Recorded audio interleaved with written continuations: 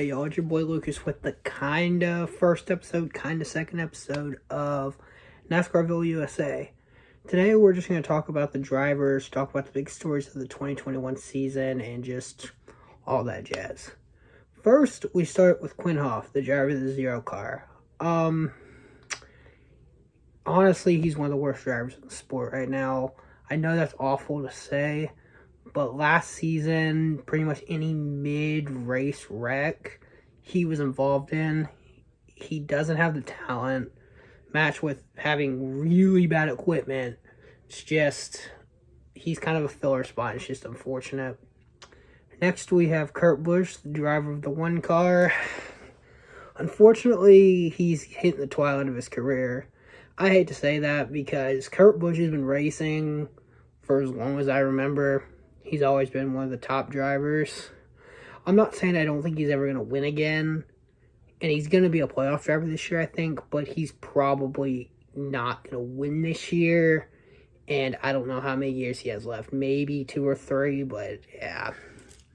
Next, we have the driver of the 2-car, Mr. Brad Keselowski.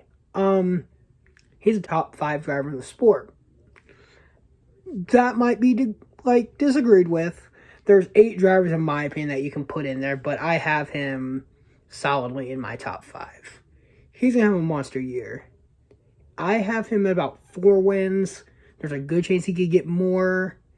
He possibly could get less. I don't really see it. I think he'll be in the Final 4. I don't think he's going to win the championship, but he's definitely going to be running for it. Next, we have Mr. Silver Spoon himself, the driver of the 3-car, Austin Dillon. One, homeboy should not be in the 3-car. No one should ever brought the 3-car back with, Dale dying, all that in it. And I get why you bring it back, but yeah, I digress. Most of his career, he hasn't been that great. Last year, he started to show that he can be competitive on a weekly basis. Personally, I don't think I see him winning any races this year. He's going to be competitive. I also think he's going to be in the playoffs. Probably around a 16 exit. But I think he'll be in the running for races. Maybe he'll sneak one, but I don't see it. Next, we have Kevin Harvick, driver of the 4-car and one of the top 2 drivers in the sport. Last year was kind of disappointing with him winning 9 races and then obviously not making the championship. So it'll be interesting to see if he bounces back with a vengeance and goes and wins everything, or kind of fades because he's just mad at everything. Personally, I think I have him in about 5 wins, and he's also going to be competing for the championship. Well, I think he's going to be a round of 8 exit. Next, we have the driver of the 5-car, Mr. Kyle Larson. I mean, after last year, I'm very interested to see what happens with him. Obviously, he was suspended last year, so he didn't run much. But now he has, real equipment.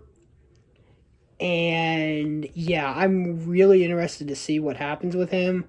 Personally, I have him about 3 wins. He is my NASCAR champion this year. He's in real equipment for the first time. No offense to Chip Ganassi, but he doesn't put out the best equipment. Yeah. Next we have the driver of the 6-car, Ryan Newman. And like Kurt Busch, I think he's entering the twilight of his career, and it wouldn't completely shock me if this is his last year. I don't see him being super competitive, unfortunately. And that's not a knock on the talent. It's just he's getting older. I think the wreck last year kind of messed him up mentally. I don't know how it couldn't. And I don't know. Maybe I'm wrong. I hope I'm wrong. The next is the 7-car, Corey LaJoie. He is the first driver of the new, 3 teams of Byrom Motorsports. I personally have never seen the hype in him. He's a fan favorite, and if you like Corey LaJoie, more power to you. I personally don't see it. Maybe he'll do well in this new ride. Maybe he can be competitive, but I don't really see it. Yeah. Next is the 8 car of Tyler Reddick. Yes, I understand that Cole Custer won Rookie of the Year last year. But Tyler Reddick was the best rookie last year. He made RCR look like an actual team again, and they haven't done that since Harvick left. I don't have him winning this year. But he's going to be very competitive. He's going to be a playoff driver, and I think he could be the one that surprises people and gets fairly deep. Next is the defending champion, driver of the 9 car, Chase Elliott. Yeah, it's hard to not do well when you're the king of the road courses, and there's 7 road courses this year. I have him at 5 wins. Maybe he'll have more. Maybe he'll have less. I think he gets 3 road course wins and then 2 other random places. Yeah, I also have him in my final 4. Next is the 10 car of Aric Almirola. Here's an interesting one. I don't think he's on the top level of the sport. He's probably a solid 2nd to 3rd tier, and I don't ever see him really getting out of that, unfortunately. I think he'll be a playoff driver because he's been a playoff driver for the last 2 or 3 years, I think. I don't have him winning, and he'll probably be another one that gets eliminated fairly early. Next is the driver of the 11 car, Mr. Denny Hamlin. He's going to get 5 wins this year. Has a very good chance to get more. I don't see him getting less, but who knows? Denny is an interesting one in the fact that he is almost always one of the most dominant guys, and he still doesn't have a championship. He seems to get to the last few races of the year and then kind of chokes. I see him getting into the Final 4 this year. Again, I don't see him winning, but he's going to be another one of those drivers competing. He's also in my top 5 of guys. Next is Martin Truex Jr., driver of the number 19 car. Here's another one that is in my top 8 of best drivers. I have him at 4 wins. If anyone can compete with Chase Elliott on road courses, it's him. I have him getting 3. Yes, I know there's one missing. I'll get to that. And then he'll get another one somewhere else. He'll probably be a round of 8 exit. It seems like he's either a round of 8 or round of 4 always. He's a damn good driver. Next is a driver with 20 car, Christopher Bell, who technically is not a rookie because he was in the 95 car last year, but let's be honest, the 95 car isn't much of a car. No offense to the Levine family, but they didn't put out great equipment. He's going to show out this year. I do have him getting a win March 28th at the Bristol Dirt Race. That's the only race that I'm making a prediction for right now. Next is the driver of the 21 car, Matt Dabetta Ditto. So, he is one that always seems... He's a lot like Aric Almirola. I think he's better than Aric Almirola. And he doesn't have a ride for 2022. So this year he needs to show out and prove that he can win races and compete to be in a top ride. I think he gets that win this year. Maybe it's that I hope it does, but I genuinely think he's going to be able to, and I think he'll be in a solid ride for 2022. Next is probably, other than Kyle Busch, the most controversial driver in the sport, Mr. Joey Logano. A lot of people do not like his driving style. I understand that. I'm not going to say one way or another. He's very aggressive. Some people like it, some people don't. I see him get 3 wins this year just because that seems to be his norm, 2 to 3 wins. I don't see him being like a top driver this year. Probably round of 8, round of 12. We'll see. Next is the 23 car, Bubba Wallace, in the new team with Denny Hamlin and Michael Jordan running it. Now, I'm going to say this. This is not a dig on Bubba's talent, because I think he's a damn good driver. The team's going to have growing pains this year. Personally, I don't see him winning. just because the team is so new, it's going to take a while for them to get stuff going. And I think when they finally get stuff going, it'll be too late in the year. He's going to be very competitive. He's going to be a playoff driver, and he's going to win in 2022. He's probably going to win a bunch in 2023. But this year, I don't see him winning. But that is not a dig on Bubba's talent, because dude is talented. Next is the driver of the 24 car, William Byrom. He has not lived up to expectations. He is driving one of the most notorious numbers in the sport. And yes, he got that win last year. I see him winning this year, but he honestly, I think he's one of those drivers that is low-key on the hot seat.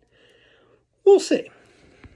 Next, we have Michael Mcdowell, the driver of the 34 car. Dude has been in the sport for what seems like forever. He hasn't ever really won. That changes this year. I see him getting a win at one of the other road courses. He's going to be the last road course win. He's not going to be super competitive. He's never super competitive, but he always seems to do well on road courses and super speedways. I think this year he finally sneaks one out there. Next is the driver, Ryan Preece, driver of the number 37 car. For as much hype he had coming from the Xfinity series, he has not shown it. I don't think it's lack of talent. I think it's lack of equipment. Plus, he just hasn't gotten mentally in the Cup Series. I'm interested to see if he can get over that hump. I don't see it being this year, and I don't know how much time he has left to get over said hump. Next is Anthony Alfredo, the second rookie of the class. I'm not going to lie, I'm not super familiar with the guy. He didn't run a bunch in the Xfinity last year. I've heard he's good. He's very young. He's not in good equipment, so I don't see him having that good of a year. But who knows? Maybe he'll surprise people. Next, we have the driver of the 41 car, Mr. Cole Custer, or as I call him, Cole Custard. He got a win last year. He won Rookie of the Year. He's going to have a fine year. Probably be a playoff guy. I don't see him winning. But hey, who knows? Next is the driver of the 42 car, Ross Chastain. I think technically guy's a rookie, but I don't consider him a rookie because he's been driving in the Cup Series. He's driven a lot in the Cup Series. He took over for Newman last year, and he's had multiple rides.